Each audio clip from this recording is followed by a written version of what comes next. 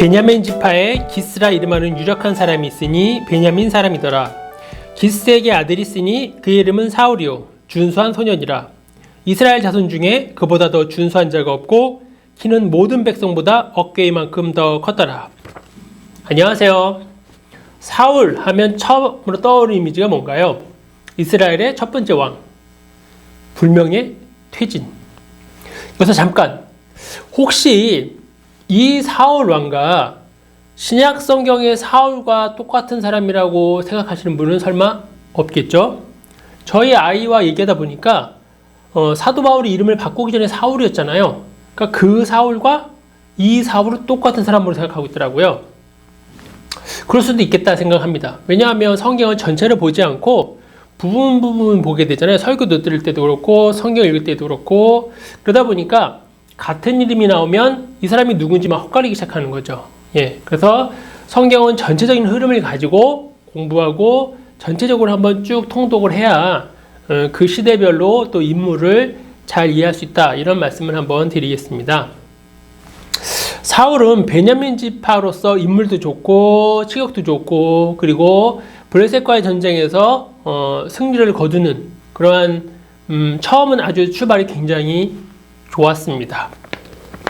블레셋 하면 영어 사전을 찾아보면요, 필리스틴으로 되어 있습니다. 이 필리스틴은 해양 민족인데 기원전 한 13세기에 처음으로 언급이 됩니다.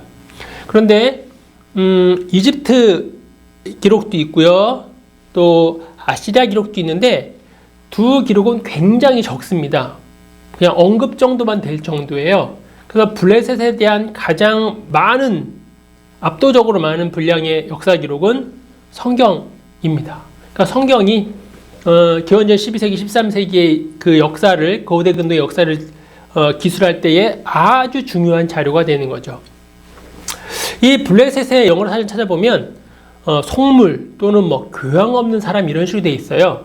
그게 이 성경에 나오는 블레셋의 이미지가 이제 영어 단어에도 정착이 된 거고요. 또 한 가지는 이스라엘이 살고 있는 그 지역을 팔레스타인이라고 하죠.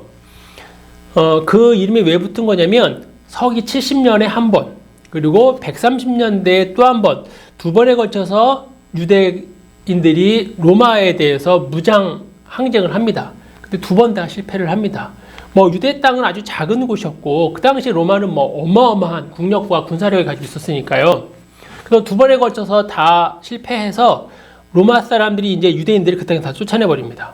여기다 두면 또 무장 항쟁을 할 테니까. 그러면 다 쫓아내고서, 그리고 그 지역 이름을 이스라엘 사람들이 가장 싫어했던 블레셋의 이름을 따서 거기를 팔레스타인이라고 이름을 붙입니다. 사울 시대의 고고학을 쭉 살펴보면요, 이제 청동기에서 철기로 넘어가게 되잖아요. 그래서 유대 땅도 본격적으로 이제 철기 문화가 발달이 된다, 성경을 보면 그렇게 볼 수 있는데요. 실제로 고고학 유물을 보면 이 사울 시대에 이 철기 유물이 급격하게 폭등을 합니다. 그러니까 성경 이야기랑 그리고 이 고고학 이야기가 딱 맞아떨어진다, 이렇게 볼 수 있겠습니다.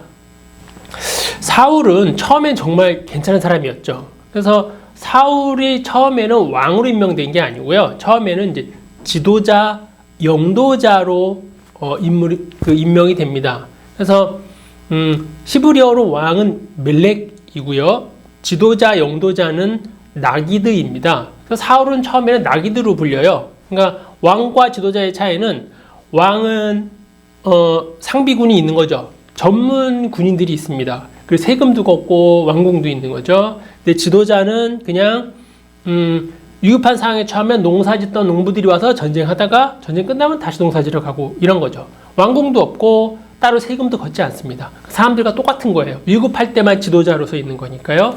그러다가 이제 왕으로 그렇게 되는데요. 처음에 사울은 굉장히 모든 면에서 훌륭한 사람이었습니다. 사울이 지도자로 이제 기름 부음을 받으니까 그 다른 지파 사람들이 막 시기하잖아요. 저런 사람이 왕이냐, 막 시기하는데도 불구하고 그냥 입을 다물고 묵묵히 그냥 자기 일을 합니다. 아주 괜찮은 면이 있었죠. 그랬는데 블레셋과의 싸움에서 이 양측이 다윗이 등장하잖아요. 그러면서 사람들이 다윗을 보고 막 칭송하기를 사울이 죽인 자는 천천히요, 다윗이 죽인 자는 만만이다. 막 이렇게 막 다윗을 높이니까 그 마음속에 없었던 것 같았는데, 그죠? 그 질투와 시기가 불같이 확 일어나 버린 겁니다. 그래서 이스라엘 백성들을 통치하는 데 시간을 쏟는 것이 아니라 다윗 잡으려고, 그죠? 계속 다윗을 쫓아다니면서 다윗 잡아서 없애려고 그 아까운 시간을 다 보내다가 결국은 하나님에 의해서 하나님의 영이 떠나가고 사울에 의해서 이제 왕위에서 그 지도자에서 물러나게 되는 거죠. 예. 불명예 퇴진, 그죠?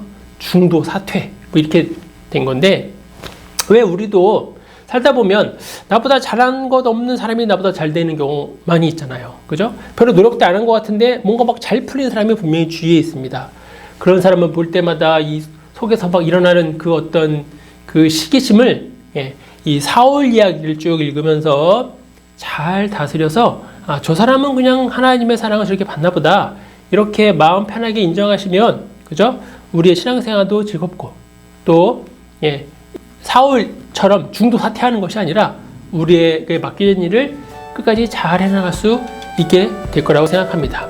예, 다음 시간에 또 뵙겠습니다. 숑숑.